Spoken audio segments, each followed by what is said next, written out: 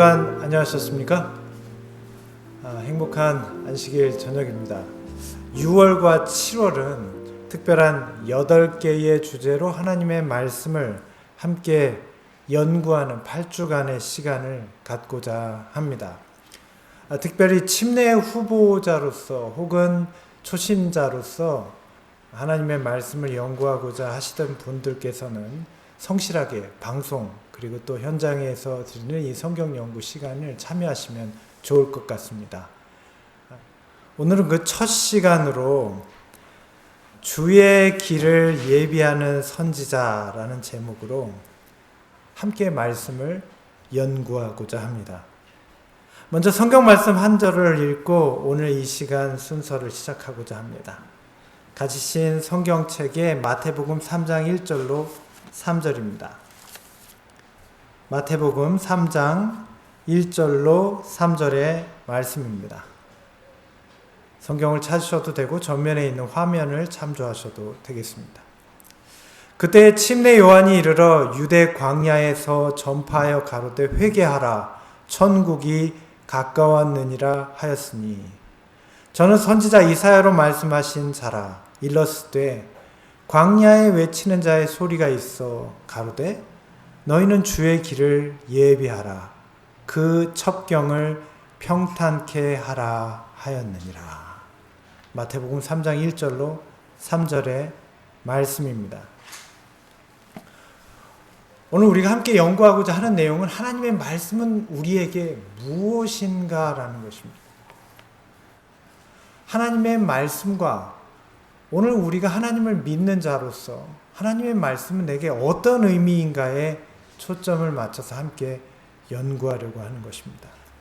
오늘 우리가 함께 읽었던 마태복음 3장에는 광야에 외치는 자의 소리에 대해서 말합니다. 여기 마태복음 3장은 한 인물을 설명하고 있는데 그 인물을 설명하면서 그 사람을 어떻게 소개하고 있냐면 광야에 외치는 자의 소리라고 했습니다. 광야는 어떤 곳입니까? 인적이 드문 사람의 왕래가 많지 않은 그런 적막한 곳입니다. 자, 그런데 거기에 외치는 자의 소리가 있다라고 했습니다. 이것은 누구의 모습을 묘사한 성경절인지 우리는 시간이 지나 연구하다 보면 이제 알 수 있게 될 것입니다. 그런데 그 특징을 설명하면서 이 광야에 외치는 자의 소리는 주의 길을 예비하라 그 첩경을 평탄케 하라라고 말하고 있습니다. 이 과거 시대에 광야에 외치는 자의 소리, 특별히 주의 길을 평탄케 하라, 이 의미는 무엇이냐면 과거 시절에 왕이나 고관의 행차에 앞서서 그 행차를 예비하는 일이 필요했어요. 왕이 행차하는 경로를 정비하지 않으면 그 길에는 장애물이 있을 수도 있고요. 장애물이 있으면 도적이나 정적들이 나타날 수 있고 왕이 죽임을 당할 수도 있습니다. 그래서 이 왕의 행차에 앞서서 그 길을 미리 정비하는 일이 있었어요. 평탄하게 하는 것입니다. 장애물들과 위험 요소를 제거하는 것이에요. 그것이 이 광야에 외치는 자의 소리가 의미하는 것이에요. 누구의 길을 예비하는 것이었을까요? 성경 주석의 말씀에는 이 소리에 관하여 이렇게 설명하고 있습니다. 이 소리는 수세기를 메아리치며 아직도 들리고 있다. 선지자로서 요한은 그 시대의 사람들에게 하나님의 소리였다. 요한은 살아있고 성육신하신 하나님의 말씀의 도래를 선포하는 하나님의 소리였다. 이 광야에 외치는 자의 소리는 누구에 대하여 설명하는 말씀인가? 성경 주석에 있는 말씀을 여러분이 참고하면 좀 더 쉽게 이해하실 수 있죠. 이 사람은 침례 요한입니다. 침례 요한은 예수님의 출생과 더불어서 비슷한 시기에 태어나 그리스도의 임박한 초림을 예수님이 이 땅에 성육신 하셔서 나타나시고 그의 사역을 이루실 것을 미리 증거했던 선지자예요. 침례 요한은 구약의 마지막 선지자예요. 구약 성경은 말라기서로 끝났지만 구약을 끝맺음하는 마지막 선지자, 예수님의 초림과 그분의 사역을 예비하고 광야의 소리처럼 그분의 가시는 길을 준비했던 사람이 선지자 침례 요한입니다. 그런데 그 침례 요한을 성경은 무엇이라고 소개하고 있어요? 광야에 외치는 자의 소리였다. 왜 성경이 이렇게 설명했을까요? 이사야 30장 21절의 말씀입니다. 너희가 우편으로 치우치든지 좌편으로 치우치든지 내 뒤에서 말소리가 내 귀에 들려 이르기를 이것이 정론이 너희는 이리로 행하라 할 것이며, 이사야 30장 21절의 말씀입니다. 지금 광야에 외치는 자의 소리라고 설명하신 하나님의 말씀은 바로 이 소리를 말씀하시는 것입니다. 이사야 30장 21절의 말씀에 그 소리는 어떤 소리예요? 우리가 우편으로나 좌편으로나 치우칠 때 너가 지금 잘못된 길로 가고 있다. 정로는 이것이니 이 길로 가라라고 외치는 소리예요. 이 영문 성경에는 이것을 매우 잘 설명하고 있는데 여기 이렇게 나왔어요. 하나는 소리라고 그대로 번역을 했고 다른 하나는 말씀으로 번역을 했어요. 광야에 외치는 자의 소리는 단순한 소리가 아니라 말씀이었어요. 하나님의 말씀이 소리로 외쳐질 때 그 외치는 자의 소리를 다른 말로 하면 그 사람이 누굽니까? 선지자입니다. 그러니까 선지자는 어떤 사람이에요? 말씀을 외치는 소리예요. 어떤 말씀이요? 좌로나 우로나 치우친 자들이 바른 길을 갈 수 있도록 전하는 말씀이에요. 왜 침례 요한이 나타났는지 짐작이 가십니까? 이 침례 요한은 예수님이 그분의 사역을 시작하시기 전에 놀라운 영적 부흥을 일으켰던 사람입니다. 마태복음 3장 5절로 6절에는 그가 어떤 배경에서 출현했는지를 잘 설명하고 있습니다. 마태복음 3장 5절로 6절입니다. 이때 예루살렘과 온 유대와 요단강 사방에서 다 그에게 나와 자기들의 죄를 자백하고 요단강에서 그에게 침례를 받더니, 누구에게 나온 것입니까? 아직 예수님이 나타나시기 전입니다. 침례 요한에게 나온 거예요. 침례 요한은 어떤 기별을 전했어요? 회개의 기별을 전했어요. 잘못 가고 있는 사람들이 돌이키게 하는 회개의 기별을 전했어요. 하나님의 말씀이었어요.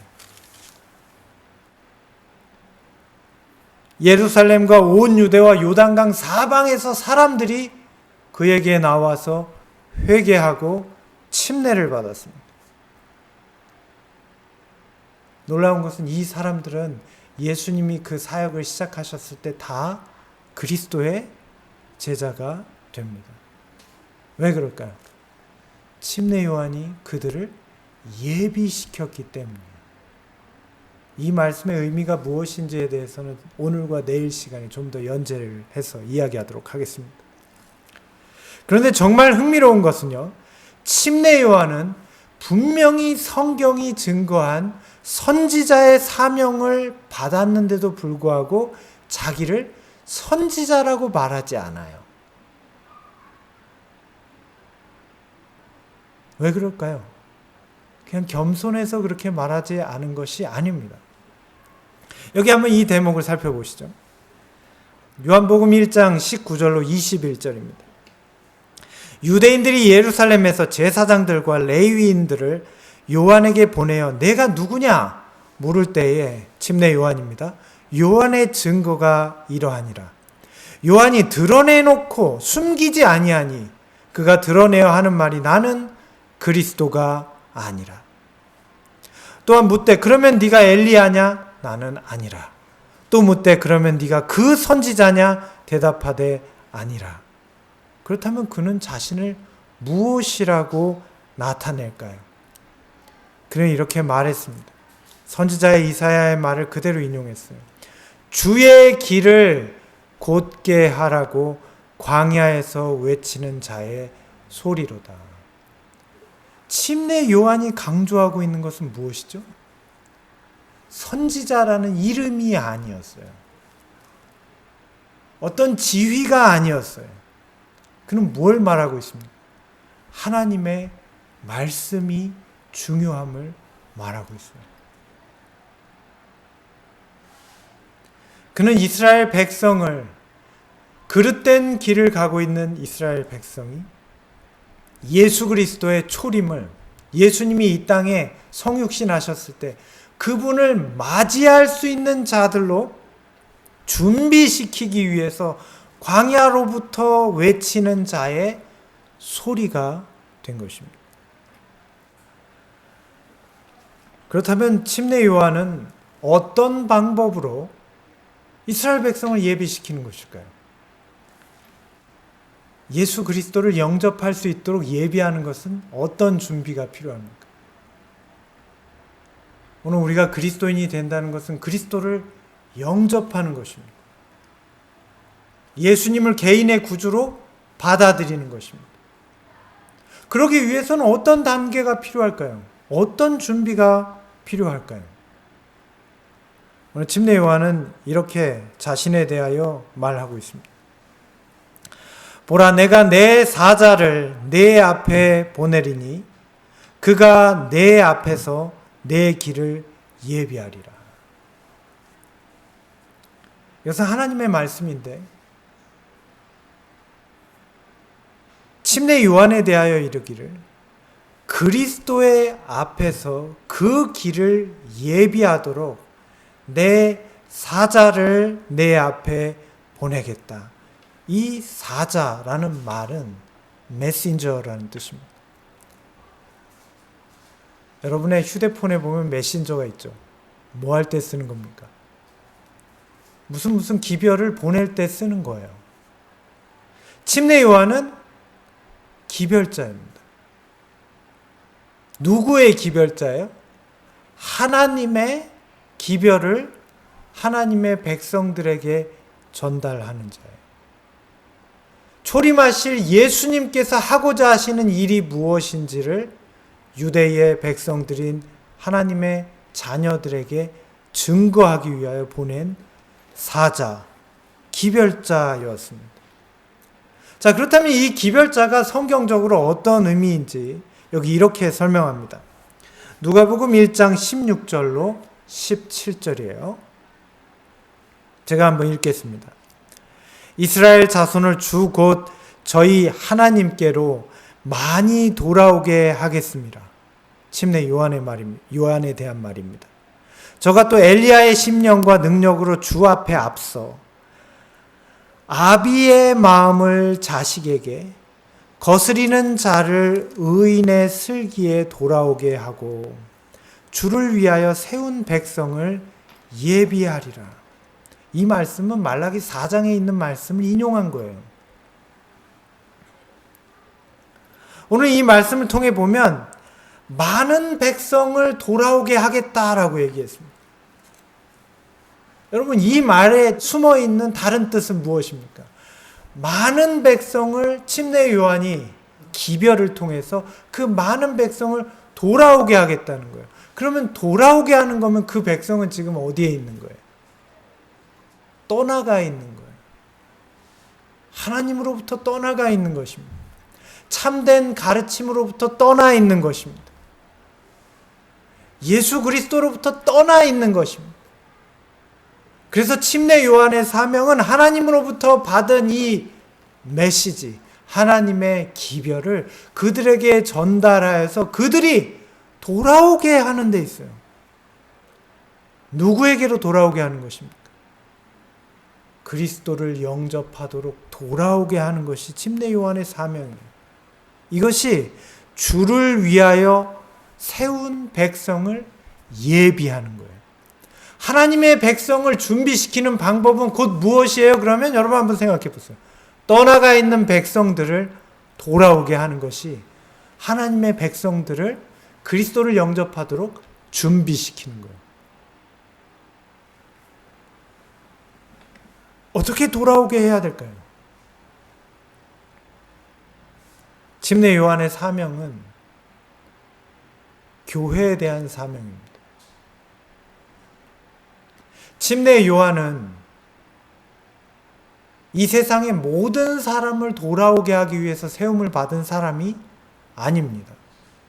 누구를 돌아오게 하기 위해서 세움을 받은 사람이에요?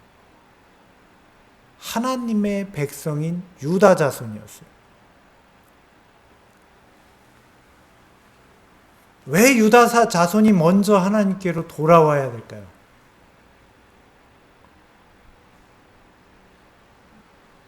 이 백성이 하나님의 마지막 기별을 증거할 백성으로 준비되어야 해요. 그 의미가 무엇인지에 대해서는 내일 시간에 좀 더 이해하도록 하겠습니다. 오늘 말라기 4장에 나타난 침례 요한의 사명은 오늘 성경은 엘리야의 사명이라고 그랬습니다. 아비로부터 떠난 아버지 하나님으로부터 하나님의 마음으로부터 떠난 자녀 이스라엘 백성들을 돌아오게 하는 일, 침례 요한의 사명이었습니다. 그리스도를 영접하도록 준비시키는 일, 그것이 침례 요한의 사명이었어요. 예수님께서도 그에 대해서 그래서 이렇게 말씀하셨어요. 과연 유대인들이 그렇게 기다렸던 엘리야, 말라기 4장에 나타난 엘리야를 유대인들은 그렇게 기다렸습니다. 그래서 침례 요한에게 물었어요. 내가 엘리야냐? 침례 요한은 뭐라고 대답했죠? 나는 아니라고 그랬어요. 내가 선지자냐? 나는 아니라고 했어요. 그런데 예수님께서는 그에 대하여 이렇게 말씀하십니다. 엘리야가 과연 먼저 왔다. 너희들이 그토록 기다리던 엘리야는 이미 왔었다. 누구요? 침례 요한을 말씀하신 거예요. 그가 와서 모든 일을 회복하리라. 엘리야는 구약 성경에 어떤 사람이었죠? 아방 당시에 우상 숭배가 만연했던 이스라엘 나라에 이스라엘 백성들이 하나님을 제대로 섬길 수 없을 처지에 놓여 있을 때 누구를 신으로 섬겨야 할지 모르는 혼란스러운 상황. 수많은 사람들이 우상을 섬기고 도덕적인 타락을 경험함으로 옳은 진리를 따르는 것이 부끄럽게 여겨지던 시대에 엘리야는 참 믿음과 예배의 회복자로 세움을 받은 사람이에요. 침례 요한은 어떤 사명으로 왔어요? 엘리야의 사명으로 다시 유다 백성들에게 보내졌어요. 참 예배와 믿음의 회복자로 보내졌어요. 예수님에 앞서서. 왜요? 예수 그리스도를 영접하게 하기 위해서. 마태복음 17장 12절에 주님께서 이스라엘 백성들에게 말씀하셨어요. 내가 너희에게 말하노니 엘리야가 이미 왔으되 사람들이 알지 못하고 임의로 대우하였도다. 인자도 이와 같이 그들에게 고난을 받으리라. 여기 이미 왔으되라고 말한 엘리야는 누구를 말하는 것입니까? 침례 요한입니다. 그렇게 하면 인자가 역시 이와 같이 그들에게 고난을 받으리라. 여기 인자는 누구를 말하는 것입니까? 예수님이에요. 우리는 여기서 한 가지 깨달을 수 있는 것이 있어요. 엘리야의 사명을 띤 선지자를 하나님께서 유다 백성들에게, 유대인들에게 보내셨습니다. 그게 누구였어요? 침례 요한이었어요. 침례 요한은 하나님의 기별을 가지고 그들에게 왔어요. 그 기별은 참 믿음과 예배를 회복하는 기별이었고, 회개에 대한 기별이었고, 메시아를 영접하라는 기별이었어요. 그러나 사람들은 그 엘리야의 사명을 띄었던 침례 요한을 어떻게 대했습니까? 임의로 대했다는 말의 뜻은 아무렇게나 함부로 대했다는 뜻이에요. 거절했다는 것입니다. 선지자인 침례 요한을 거절했을 때 오늘 말씀 가운데 인자도 이와 같이 그들에게 고난을 받으리라. 침례 요한을 거절했던 그들은 누구도 거절하게 됐어요? 예수님도 거절하게 되었습니다.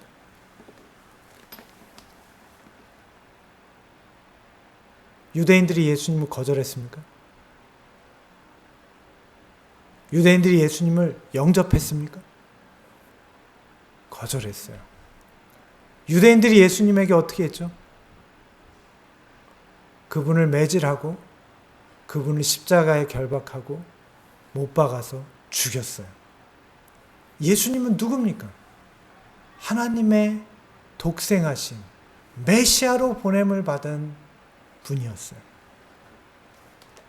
그들이 메시아인 그리스도를 거절할 수밖에 없었던 중요한 이유는 무엇입니까?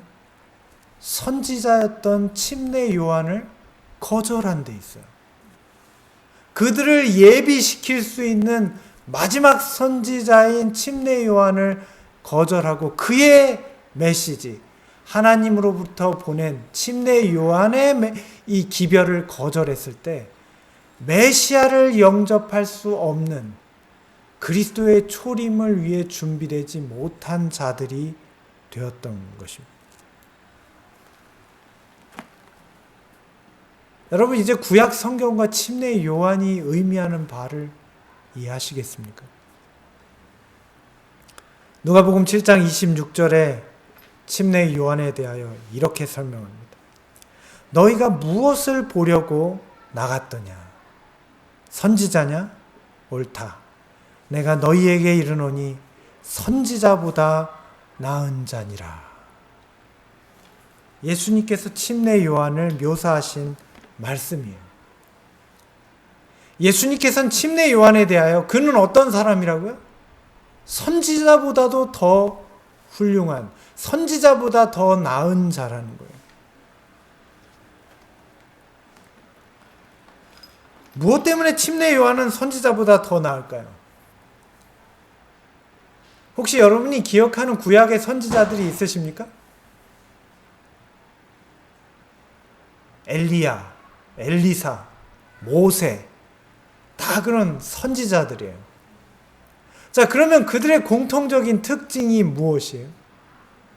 기적을 행하기도 하고 하나님을 대면해 보기도 했습니다. 자, 그런데 여러분, 침례 요한이 기적을 행했다는 얘기가 성경에 단 한 구절이라도 나옵니까? 침례 요한은 아무런 기적도 행치 않았어요. 그런데 어떻게 침례 요한이 선지자보다 뛰어난 자일까요? 왜 그럴까요? 그 의미는 그가 가진 사명이 선지자들이 증거했던 내용보다 훨씬 더 그 한계를 뛰어넘는 놀라운 기별을 증거하기 때문이에요.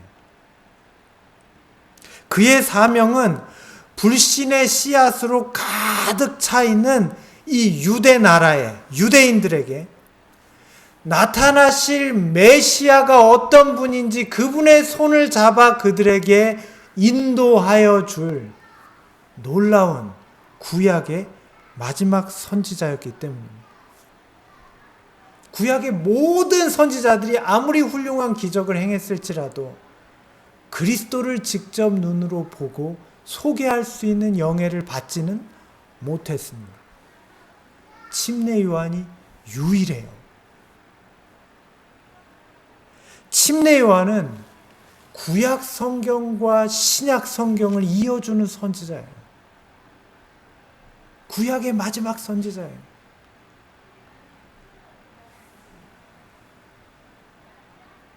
침례 요한은 하나님의 백성들이 초림하시는 성육신하신 하나님의 독생자 예수 그리스도를 맞을 수 있도록 준비시키는, 다른 모든 선지자들보다 그들보다 나은 놀라운 은혜를 입은 사람이었습니다. 침례 요한은 성경의 한 구절도 쓰지 않았습니다. 그렇기 때문에 침례 요한은 별로 중요한 사람이 아닙니까? 성경에 침례 요한서라는 건 없어요. 다른 요한이 쓴 요한계시록과 요한 1, 2, 3서가 있지만 그분은 제자 요한이에요. 침례 요한은 예수님이 말씀하신 선지자보다 나은 자인데 성경에 한 구절도 쓰지 않았어요. 침례 요한은 아무런 기적도 행치 않았습니다. 그러나 그렇기 때문에 침례 요한의 중요성이 다른 선지자들보다 못하게 되는 것입니까? 결코 그렇지 않습니다. 오늘 성경 요한복음은 그런 침례 요한에 대해서 이렇게 증거하고 있습니다. 요한복음 10장 41절로 42절의 말씀이에요. 우리 함께 좀 읽어보겠습니다. 많은 사람이 왔다가 말하되 요한은 아무 표적도 행치 아니하였으나 요한이 이 사람 그리스도입니다. 이 사람을 가리켜 말한 것은 다 참이라 하더라. 그리하여 거기서 많은 사람이 예수를 믿으니라. 침례 요한의 모습입니다. 이제 우리는 오늘 이 침례 요한에 대해서 말씀을 폈습니다. 여기까지 생각한다면 여러분 혹시 오늘의 주제는 성경 말씀이 정말 믿을 만한 것이고 성경은 우리에게 어떤 의미인가를 연구하기 위한 그런 시간이었는데 왜 침례 요한에 대해서 우리가 살펴보게 되는가 좀 의아하신 분도 계실 수 있을 것입니다. 이제부터 이어지는 내용은 침례 요한을 통해서 우리가 하나님의 말씀을 어떻게 이해하고 받아들일 것인지에 대해서 함께 연구하고자 하는 것입니다. 요한복음 5장 31절로 33절에 있는 말씀을 먼저 좀 읽어드리겠습니다. 내가 만일, 예수님의 말씀입니다. 나를 위하여 증거하면 내 증거는 참되지 아니하되 나를 위하여 증거하시는 이가 따로 있으니 요한이 진리에 대하여 증거하였느니라. 이 말씀의 의미가 무슨 뜻인지 아시겠습니까? 자, 여기 보면 증거라는 말이 등장합니다. 자, 여러분 예수님이 말씀하셨어요. 내가 맞다고 증거하면 그건 좀 안 맞는다. 맞습니까? 누군가에게 여러분이 옳은 것을 증명할 때 내가 말하니까 내가 맞는 거야. 이건 논리적으로 맞아요, 틀려요? 이걸 아전인수라고 하죠. 내가 나를 설명하는 것은 옳지 않을 수 있어요. 자, 그래서 예수님이 말씀하셨어요. 나를 위하여 증거하는 자가 있으니 그의 증거는 참되다. 침례 요한에 대하여 하신 말씀이에요. 요한이 진리에 대하여 증거하니라. 자, 여러분 여기 이 증거라는 말이 어떤 뜻인지 이해하실 수 있습니까? 오늘 이 의미를 조금 잘 이해하고자 합니다. 자, 여기 보면 침례 요한은 진리를 증거했던 사람이에요. 침례 요한은 선지자입니다. 침례 요한은 하나님의 진리를 대변하는 진리의 사자예요.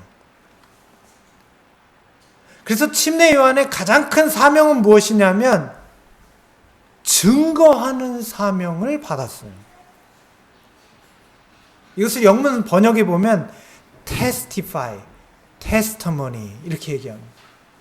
흔히 우리가 얘기할 때 증거, 증인 이런 의미로 쓰는 말이에요. 여러분들이 말하는 간증 역시 testify예요.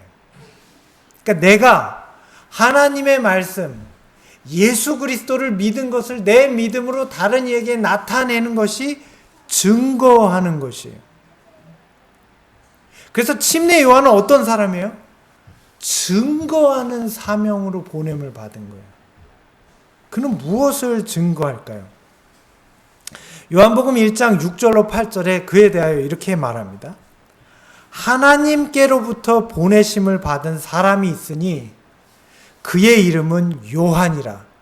그가 증거하러 왔으니 곧 빛에 대하여 증거하고 모든 사람이 자기로 말미암아 믿게 하려 함이라. 성경을 보십니까?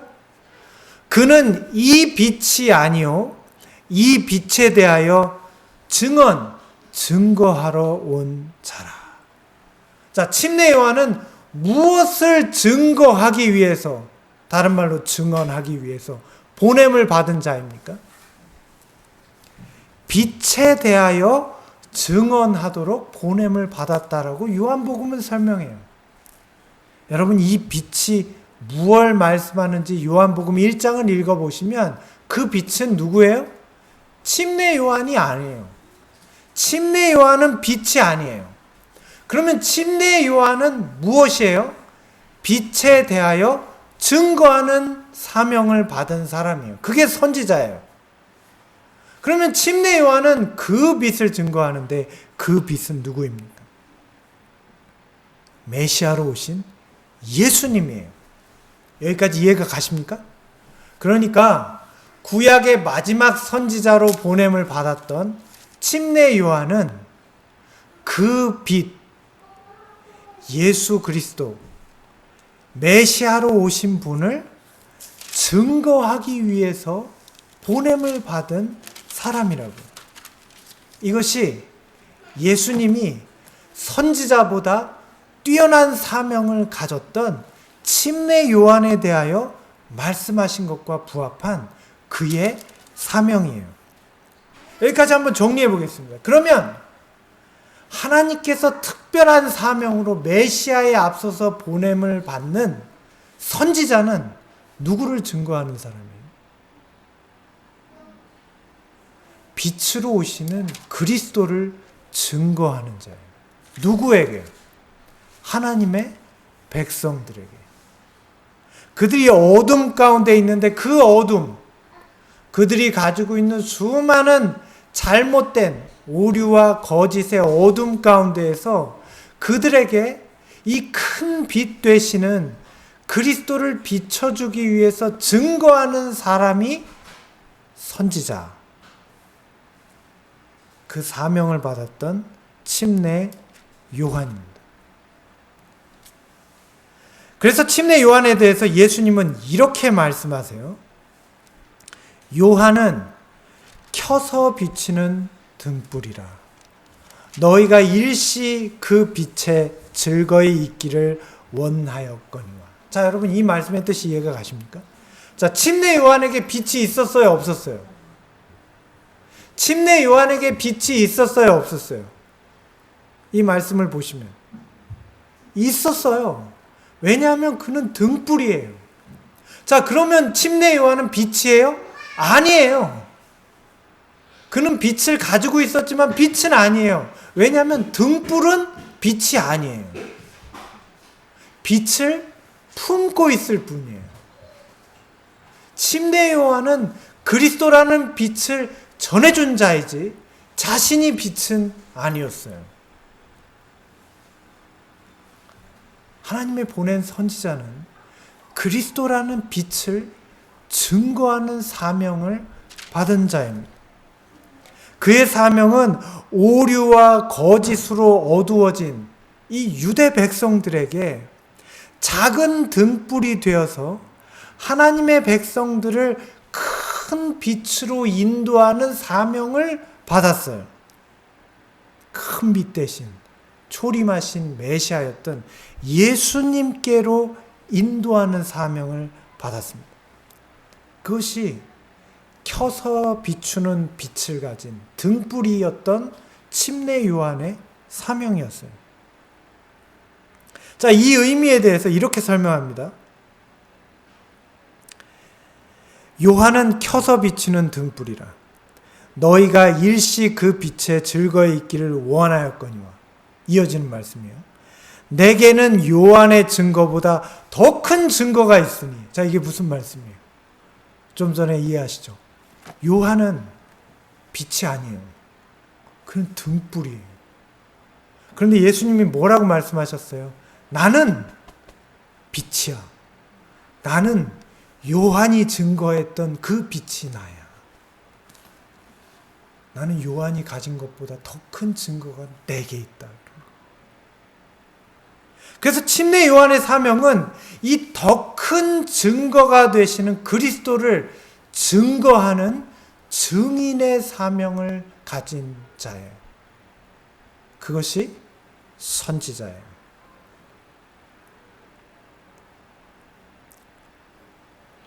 이 시대소망이라는 책에 보면 이렇게 설명합니다. 선지자 요한은 두 시대를 연결시키던 고리였다. 그는 하나님의 대표자로서 율법과 선지자가 그리스도 교회 시대와 어떤 관계에 있는지를 보이기 위해서 섰다. 그는 더욱 큰 빛으로 인도하는 작은 빛이었다. 침례 요한은 작은 빛이었어요. 더 큰 빛으로 인도하는 작은 빛이에요. 여러분 여기 지금 예배당에 올라오실 때 오늘 말씀이 거의 마쳤습니다. 여기 불이 다 꺼져 있으면 여러분 여기 어떻게 올라오시겠어요? 여기 밤에 올라오면 좀 깜깜해서 잘 안 보여요. 여러분 흔히 요즘 휴대폰 가지시면 여기 등을 딱 켜시죠. 왜 켰죠? 어둡기 때문이에요. 이 작은 빛을 통해서 우리가 찾는 것은 무엇입니까? 우리는 뭘 찾아요? 스위치를 찾아요. 어디에 여기 등을 켜는 데가 있나? 그리고 벽에 있는 스위치를 딱 누르면 어떻게 돼요? 여기 빛이 이렇게 큰 빛이 나와요. 그 다음에 여러분 이 빛을 어떻게 합니까? 이제 꺼요. 이제 이 빛은 더 이상 필요치 않아요. 침례 요한은 작은 빛이에요. 그리스도를 발견하기까지 증거하는 작은 빛이에요. 그것이 구약의 마지막 선지자의 사명이었어요. 큰 빛은 누구십니까? 광명한 큰 빛은 예수 그리스도예요. 예수님이 이렇게 말씀하십니다. 이 말씀을 한번 잘 생각해 보십시오. 너희가 영생을 얻는 줄, 성경에서 영생을 얻는 줄 생각하고 성경을 상고하거니와 이 성경은 내게 대하여 증거하는 것이로다. 자, 성경은 누구에 대해서 증거해요? 예수님이 하신 말씀이에요. 너희가 영생을 얻는 줄 생각하고 성경을 읽는데 성경은 예수 그리스도, 나에 대한 증거다. 자, 침례 요한은 누구를 증거했어요? 그는 작은 빛이었어요. 그는 누구를 증거했습니까? 큰 빛이신 예수님을 증거했어요. 자, 그러면 성경은 뭐예요? 누구를 증거해요? 예수님을 증거해요. 그럼 성경은 큰 빛이에요? 작은 빛이에요? 작은 빛이에요. 큰 빛은 예수님이에요. 성경은 큰 빛이신 예수님을 증거하는 작은 빛이에요. 침례 요한은요, 큰 빛이신 예수님을 증거하는 작은 빛이에요. 성경과 침례 요한 모두 작은 빛입니다. 여러분 그럼 의아하지 않습니까? 이상하다.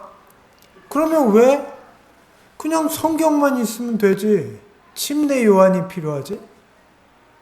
성경도 예수님께로 인도하는 작은 빛인데 왜 침례 요한이 또 작은 빛이 또 필요하지? 여러분 이런 의미 생기지 않으십니까? 여러분 오늘 우리는 성경을 통해 예수님을 발견할 수 있습니까? 없어요? 성경을 통해 예수님을 발견할 수 있습니까?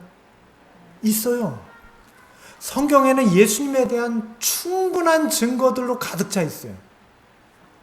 자, 그렇다면 여기 말씀하신 성경에서 영생을 얻는 줄 알고 성경을 상고하거니와 라고 말씀하실 때 이 말씀은 1차적으로 누구에게 하신 말씀입니까? 유대인들에게 하신 말씀이었어요. 예수님이 직접. 자, 그렇다면 예수님이 유대인들에게 말씀하실 때 성경은 어떤 성경입니까? 오늘날과 같은 성경이 아니에요. 그들이 가졌던 성경은 무엇이에요? 구약 성경이에요. 모세오경이에요. 자, 그러면 그들이 모세오경을 통해서 예수님을 충분히 받아들일 수 있었을까요? 네. 왜냐하면 구약 성경에는 예수님에 대한 충분한 증거들이 있어요.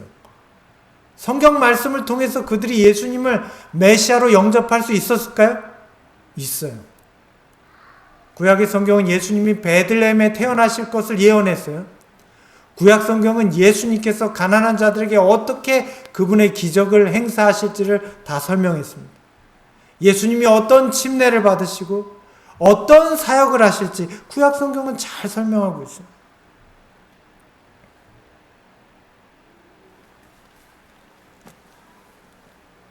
구약 성경은 작은 빛이지만 그리스도께로 인도하기에 충분한 증거들을 가지고 있어요. 자, 그러면 여러분, 유대인들이 그래서 예수님을 메시아로 받아들이는 것에 성공했습니까? 그들은 왜 실패했습니까? 성경에도 충분한 증거가 있는데 그들은 왜 실패했어요? 여러분, 예수님이 초림하시기 직전에 있었던 성경은 말라기예요. 구약 성경의 마지막 선지자는 말라기예요. 우리 침례 요한이라고 했지만 구약 성경 책의 마지막으로 기록을 남긴 사람은 말라기 선지자예요. 자, 그런데 말라기 선지자가 등장한 다음에 예수님이 초림하시기까지 400년이라는 시간이 흘러가요. 그런데 이 신구약의 중간기인 400년 기간 동안에 아무런 선지자가 출현하지 않습니다. 그런데 이 400년이라는 기간은 유대 민족들에게 사단의 집중적인 공격이 있었던 기간이에요. 그래서 이 유대교 안에 수많은 각종 이교와 잘못된 세상의 가르침들이 다 침투하게 됩니다.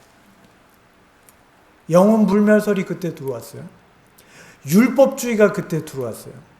심각한 오류가 유대교 안에 침투했어요. 성경에 풍부한 증거가 있음에도 불구하고 그들은 성경 말씀만으로는 예수님을 메시아로 받아들일 수가 없었어요. 그래서 그들은 예수님을 뭐라고 해석하게 됐어요? 그들이 기다리는 메시아는 이방 나라로부터 자신들을 속박으로부터 꺼낼 왕으로 오실 세속적인 군주로 생각하게 됐어요. 무슨 영향이에요? 사단의 영향이에요. 하나님의 말씀을 잘못 해석하는 거예요. 제대로 깨닫지 못하는 거예요. 그들에게 또 다른 빛이 필요했습니까? 필요해요. 그래서 하나님께서는 누구를 보내셨어요? 말라기 선지자에게 예언했던 엘리야의 사명을 띤 구약의 마지막 선지자를 보냈습니다. 그게 침례 요한이에요. 이스라엘 백성들이 메시아로부터 멀어져서 그리스도를 영접할 수 없게 된 그들에게 하나님의 말씀의 의미를 다시 비추어 줄 또 다른 작은 빛인 침례 요한을 보내주신 것입니다.